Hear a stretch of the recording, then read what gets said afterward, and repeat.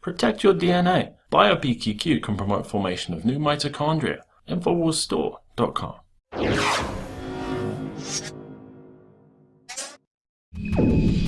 Last night, Donald Trump's address became one of the most famous addresses to Congress ever. And even though I have to admit, I was hoping that he was going to go a little harder. I was hoping he was going to come out with a little stronger rhetoric as far as his policies were concerned. But he delivered a unifying speech that you think would be able to unite all Americans, that all Americans could get behind. And I think that that's why he did it. And what we saw was that the left and the Democrats couldn't get behind it, and they ended up really embarrassing themselves. I'm joined in studio by Leanne McAdoo, and it's all across the board, Leanne. Yeah. I don't know where to start. Let's start with Michael Moore, because we've got plenty of these guys. Michael Moore says that President Trump is sick for honoring veterans. I mean, that's unbelievable. Right. He's calling President Donald Trump sick because he dared to comment on the fact that Corinne Owens received a 2-minute standing ovation, obviously just pointing out how so many people in the audience were, commending her and thanking her for her family's loss. You know, her husband was sacrificed, the Navy SEAL William Ryan Owens. And the Democrats just couldn't stand that. They said that she was being used as a tool. And then here's Trump. He's just so narcissistic. All he cares about is the record applause and his ratings.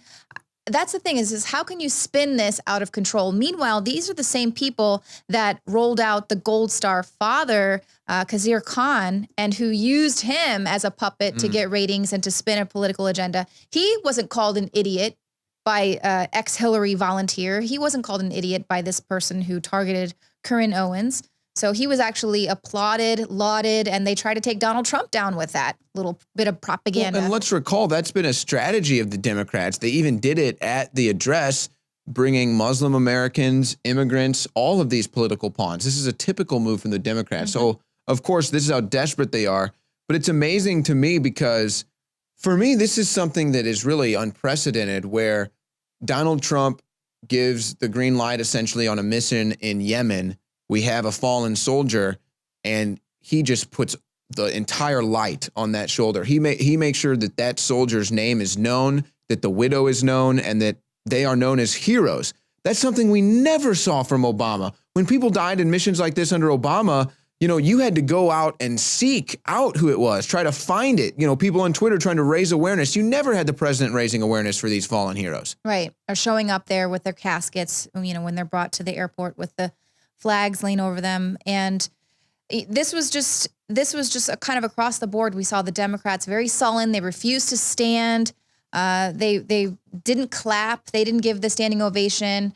But there were so many things that the Democrats refused to stand for, refused to clap for. And it was very telling. They really put themselves out there as the enemy of the American people. If there's anything that was not more clear after this address, it's that they have positioned themselves as the enemy of the American people. And it's just so interesting, the things that they would not stand for. When Donald Trump pointed out that his job is not to be the president of the world. His job is to be president of the United States of America. The Democrats did not like that. They didn't applaud him. They didn't stand up for that. They also didn't applaud when he said that we are all created by the same God. When he said that he wanted to put Americans first. America needs to put American citizens first. The Democrats booed that. They failed to stand up, and they didn't applaud. Nancy Pelosi refused to applaud when he talked about creating American jobs.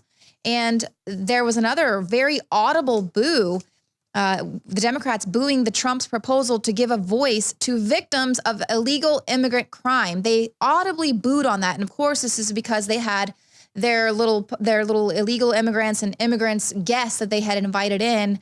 And so they had to kind of cow to their base there and say, you know, But seriously, he wanted to open up a victims of crime unit so that people who are victims of this immigrant crime can go somewhere and have a voice rather than just being hidden and silenced because they're trying to further this open borders agenda. Yeah, even in a third grade debate style tactic, they were actually doing the hand signaling of the thumbs down when he would say things, thumbs down. It's like, what are we in third grade here?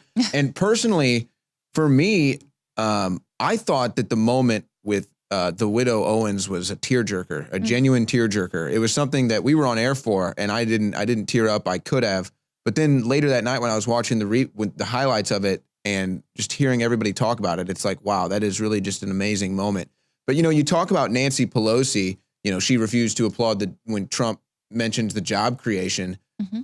And I'm looking at the pictures. You look at the images of these Democrats. Nancy Pelosi is a perfect example.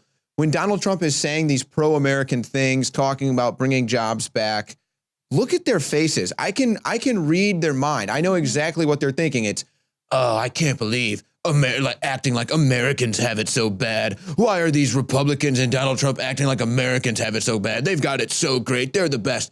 Well, you know what? That may be true, but you know what? That's a birthright that people have died for. That's a birthright that people have gone to war for, and that's something to be proud of. Why would we not want to protect that? It's a social justice warrior mentality in 60 and 70-year-old people like Nancy Pelosi that are up here literally upset with the fact that people want to put America first. Right. And that's what I'm saying, is that they really put themselves out there as the enemy of the American people. They showed us what their priorities are. And Donald Trump's speech was all about coming together. Let's work together. We need to truly stand by the campaign pledges that he made to make America great again. And asking Congress, when he mentioned how Harley-Davidson, they're taxed at 100% when they sell their products overseas, and that Harley-Davidson wasn't asking for change, but he is asking Congress for change. And so there he's kind of humbling himself a little bit. And I thought it was very refreshing. The night before the speech, he said he'd give himself a C, maybe a C+ in getting his message across to the American people. And I think that he was able to calmly relay what he's already done since getting elected and what he plans to continue to do, which is why we see CNN polls and everything. He has like skyrocketing approval rates after that speech. And it really just shows how malleable Donald Trump is, where he can go right from the thank you tour, doing the campaign style speech, all rowdy, get him, get the crowd going, say the things that are politically incorrect. Then he goes into this speech and it's just totally presidential, totally on message, totally focused. The delivery was unbelievable. And it makes it, I think, really difficult for the Democrats to go through this process, but they've committed to it. That's the amazing thing. They're totally steadfast. They committed to sitting. They said, we're not going to stand. We're not going to cheer.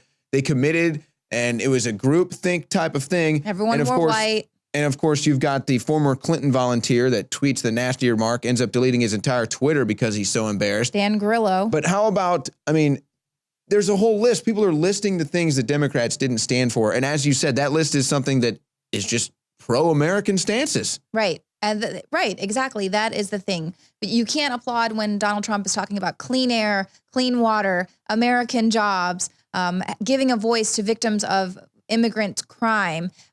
Donald Trump actually saying that he's not the president of the world. Can you imagine if Hillary Clinton had won? She would not have been talking about America. She would have gladly said, you know what, if you need me to be the president of the global order, I am here to do that. I'll humbly accept your offer. Yep. She wouldn't have said, no, I don't want a one world government. I'm here to be the representative of the American people. That for me was the most powerful part. And I thought, it was really, he was able to silence his critics right away by bringing up all these attacks on Jewish centers in the last few weeks, and also bringing up Black History Month, and just some of the things that he said just kind of disarmed his critics right away. And I thought that was very smart. And then at the tail end, bringing it all back to we're all created by one God. We all bleed red. We're all one, and that we need to come together. And then the fact that even in this first congressional address, that the Democrats couldn't put it aside, even for things that everyone can agree on. Yeah, and it was almost as if he offered them an olive branch, too. He was looking at them, begging for unity. Kind of as the speech went on, I think he was almost looking over there kind of like, okay, really? You're still not going to stand? You're still not going to get behind this? And I'm not sure what they think this is going to do for their cause in upcoming elections. The Democrats are virtually disappearing right now, Leanne. Right. They're like a snowman come summertime, just totally disappearing, melting away. Less numbers in Congress. Less numbers at all levels of government. less voters. People are leaving the Democratic Party left and right. So I think that this is something that is just going to continue to backfire. Leanne, thank you for the time. Thank you for tuning in to the Infowars Nightly News. The Alex Jones Show will be live tomorrow, 11 a.m. Central. Nightly News returns 7 p.m. Central. InfoWarsStore.com. That's where you support us.